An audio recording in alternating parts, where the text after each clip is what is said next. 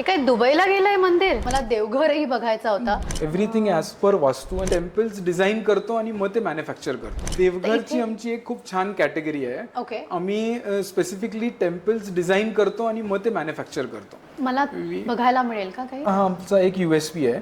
तर असे आम्ही काही 3Ds आणि हे डिझाईन करतो क्लायंटसाठी आणि आपली जी रिक्वायरमेंट असेल according to your vastu and everything, so we design all the thing and then we get it manufactured. So you can see the detailing and everything. जसे आपल्याला हे पिलर्स वरती carvings and everything as per vastu आणि आपल्या requirements and design अनुसार.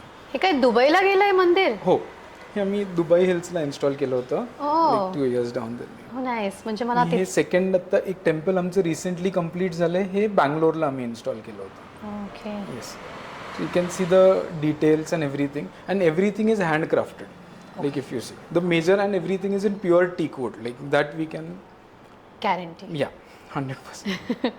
ठीक आहे, मी माझ्या बाबांना घेऊन येते so that he can decide त्यांना कशा पद्धतीचं देवघर हवंय. हा म्हणजे जेवढी जागा आहे, जशी जागा आपली जशी रिक्वायरमेंट आहे तसं अलॉंग विथ द टेम्पल. म्हणजे फर्निचर तर करतोच पण temples is a different part. नाही, सो माझं सगळं एकाच ठिकाणी होऊन जाईल. Yes yes yes for sure.